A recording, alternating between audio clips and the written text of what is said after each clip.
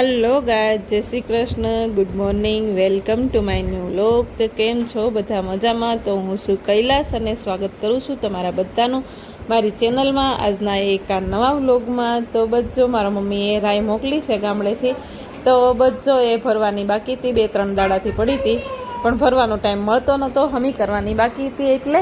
ને જો આ છે ખાટી આંબલી, ખાટી મીઠી આંબલી આવે છે ને, અમે ભણતા ને એ વખતમાં તો રૂપિયાની 2 આવતી, એટલે મારા મમ્મી રૂપિયો આપતા ને તો 2 એની અમે લેતા, 2 બેનું એક લેતા. બસ આવી આંબલી ત્યારે અમે જોઈ હતી ને એ પછી અત્યારે ઠેઠ જોઈ છે. ખાસા વર્ષ થઈ ગયા, હમણાં વચ્ચે ક્યાંય મેં ભાડી જ નહોતી, પણ આ અમારે હર્ષદભાઈ બાજુમાં રહી છે ને, એને હનુમાનજીનું મંદિર છે, તો મંદિરે કોઈ પ્રસાદીમાં ધરાવી છે, તો જો એ પ્રસાદી લેતા આવ્યા છે.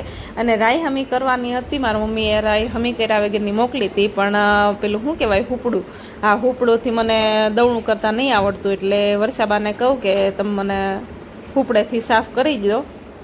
તો બચ્ચો વર્ષાબાએ રાય હમી કરી દીધી છે. ને અમારા પાડોશી જેવા બધાને પાડોશી મળે એવી ભગવાનને પ્રાર્થના. એકાબીજાને કામ ન આવડતું હોય ને તમારે એકાબીજા કરી દે, તો એવા અમારા સરસ મજાના પાડોશી છે. ને બચ્ચો હળદર હજી એ પેલું શું કહેવાય સાળવાની બાકી હતી, મારા સાસુએ હળદર મોકલી હતી, તો બસ એ જો હળદર સાળું છું.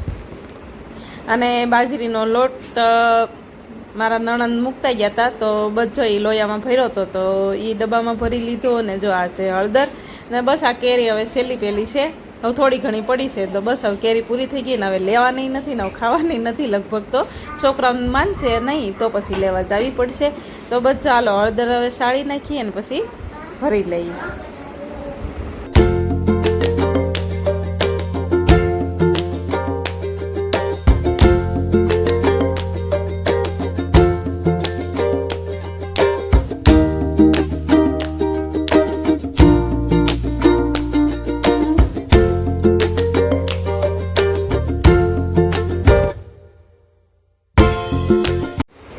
હલો ગાઈસ, તો બચ્ચો વાગી ગયા છે 3:30 અને અથર્વને પેલી ઢબુને કેરી ખાવી હતી, તો કે મમ્મી કેરી સમારી દે, તો બચ્ચો એમને કેરી સમારી દઉં છું. ને બપોરે અમે 2-2:30 વાગે ફ્રી થઈને કામ કરીને ફ્રી થાય ને, તો 12 સીડીએ બેઠા હતા ટમુ ભાભી, મીના ભાભીને હું. તો ટમુ ભાભીને ભાઈનો ફોન આવ્યો કે તમારે મેઘાણીનગર ત્યાંથી નજીક થાય છે, તો ત્યાં વિમાન પ્લેન ક્રેશ થયું છે, તમને કંઈ ખબર છે એમ? તો અમે કીધું કે નહીં, અમને ખબર નથી.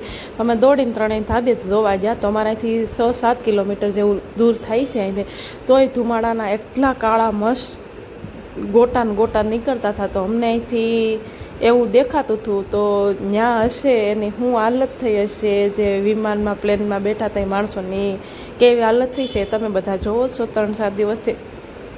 તો બસ હવે ત્યાં શું હાલત હતી તો મારો ઈશ્વર જ જાણે.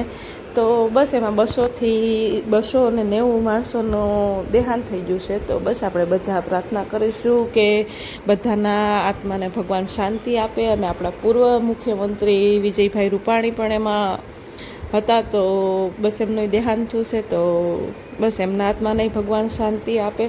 ને બસ આના માટે તો હું બોલવું એ જ કંઈ સમજાતું નથી.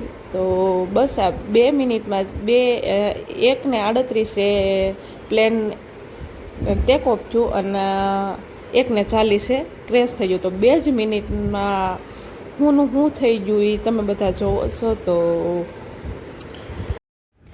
તો બસ આ 2 મિનિટની અંદર આપણને આ દુર્ઘટના એક કેવું ઉદાહરણ બની ગયું કે 2 મિનિટમાં આપણે શું થઈ જાય કોઈને કાંઈ ખબર નથી. તો બસ તમને કંઈ ખબર પણ નહીં પડે કે કોણ ક્યાં ને કયા સમયે તમને છોડીને જતા રહેશે. તો તમે આખી જિંદગી એને જોવા માટે તરસી જાઓ.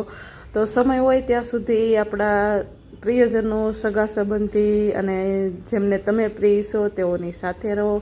અને બસ મસ્ત મજાની જિંદગી જીવી લેજો. કાલે શું થાય કોઈને ખબર નથી. તો બસ આ આપણે જે દુર્ઘટનામાં જે લોકોના મોત થયા છે, તો બસ એ બધાને ભગવાન એમના આત્માને શાંતિ આપે એવી પ્રાર્થના કરીશું. ને બસ હવે વધુ કંઈ નહીં બોલતી, ને કન્ટિન્યુ રહેજો.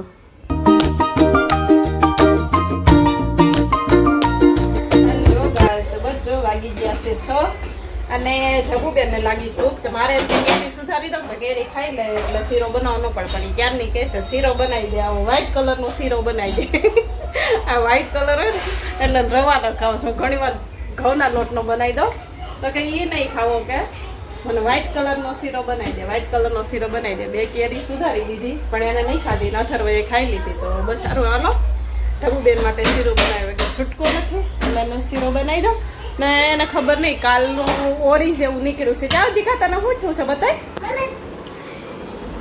બતાય જો જાઓ લાલ લાલ ચુમકી ચુમકી છે. રાતે તો બહુ હતું, અત્યારે નહીં બહુ. તો હવે ખબર નહીં ઓરીમાં હોય કે જા આવું બધું લાલ લાલ થઈ ગયું છે, નહીં દેખાતું હે ને કદી હો. હાલો હો, હા ભાઈ બનાવું છું. તો બસ સારું હાલો બેન માટે શીરો બનાવી દઈ રવાનો. હમણાં ક્યારનો રવાનો નથી બનાવ્યો, 1-2 વખત હમણાં શીરો બનાવ્યો પણ ઓટ્સનો ને ઘઉંનો લોટ મિક્સ એવી રીતે બનાવ્યો છે. દીદી બોલાવે છે. કોણ બોલાવે બેટા? નીચે કોણ બોલ? આમ આખી રે. તો બસ એક બાજુ દૂધ ગરમ કરવા મૂકી દો અને એક બાજુ થોડો કેવો રવો શેકવા મૂકી દો. પીપી કરવા દઉં. હાલો હાલો હાલો. જો આ બાજુ દૂધ ગરમ કરવા મૂકી દીધું છે ને નાના લોયામાં થોડુંક મૂકી દીધું છે.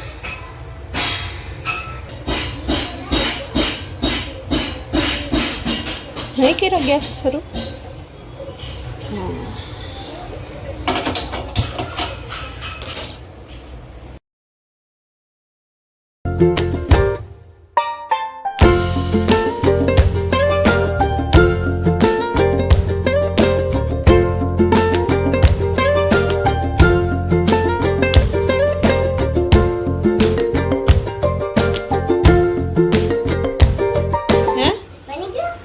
નહીં બન્યો હજી, હજી વાર છે. 2 મિનિટ વાર છે, નહીં બન્યો.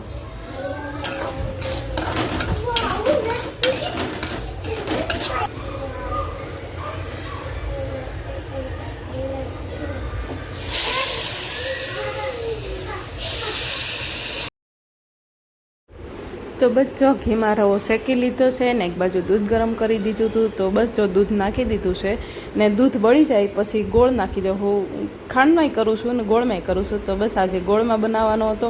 તો બસ જો દૂધ નાખી દીધું છે. તો બસ દૂધ બળી જાય એટલે આપણે ગોળ નાખી દેવું. તો બસ જો દૂધ બળી ગયું છે અને હવે આપણે નાખી દઈશું ગોળ અને ડ્રાયફ્રૂટનો પાવડર. કારણ કે ડ્રાયફ્રૂટ છોકરાઓ છે ને આખું નહીં ખાતા એટલે એનો પાવડર કરીને નાખી મૂકું છું. તો શીરો કે ખીર કે એવું કંઈ બનાવું ને તો એમાં 2 ચમચી નાખી દઉં. તો બસ સારું હાલો જો શીરો બની ગયો છે ને હાલો હવે છોકરાઓને ખવડાવી લઈ. પણ પહેલાં ડીશમાં થોડુંક ઠારી લઉં ને પછી જો સરસ મજાનો શીરો થઈ ગયો છે ને ડ્રાયફ્રૂટનો પાવડર નાખી દઈ થોડુંક. પછી બહુ આવશે તોય ઢબુબેન અમારે નહીં ખાઈ. કા ઢબુબેન હે ને બહુ દેખાવા નહીં દેવાનું, નકર તો કે આ હું નાખ્યું આવું નહોતું નાખવાનું એવું છે અમારા ઢબુબેનનું.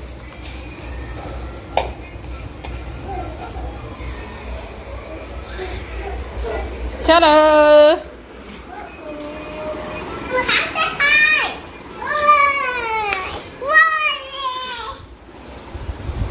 તમારે ટી-શર્ટ નથી પહેરવાનું? ટી-શર્ટ નથી? આ ગરમ છે, ગરમ છે, ગરમ છે બેટા. શાંતિ રાખ માં દીકરો, ગરમ છે બેટા. ઊભી રહે, ઊભી રહે. ઠરી જાય પછી ખવાય દી. હાલે કર.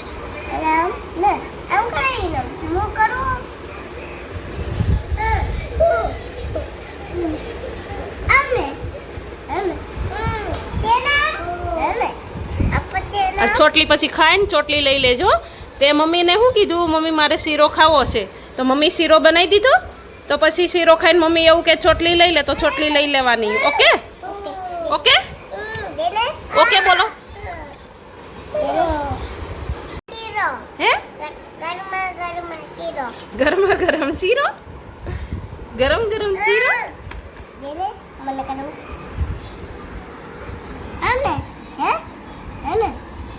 શીરો હે મસ્ત દીકા ગરમ છે બેટા. મમ્મી તો બસ જો ઢબુબેનને ઓરી જેવું કંઈ નીકળ્યું હતું તો મોઢામાં ખબર નહીં શાક રોટલી આજ નહીં ખાતી, મોઢું આવી ગયું હોય કે નહીં, તો કંઈ ખાધું નહોતું તો કે મમ્મી મને શીરો ખાવો હશે તો શીરો બનાવી દે. તો બસ જો ઢબુબેન માટે બનાવી દીધો શીરો. ને બસ આજનો વ્લોગ હવે અહીંયા જ પૂરો કરી દઈશું. તો આજનો વ્લોગ તમને કેવો લાગ્યો કોમેન્ટ કરીને કહેજો, ને સારો લાગ્યો હોય તો લાઇક શેર ને સબસ્ક્રાઈબ કરી દેજો. ફરી મળીએ કાલે નવા વ્લોગ સાથે. ત્યાં સુધી બાય બાય, આવજો, જય શ્રી કૃષ્ણ.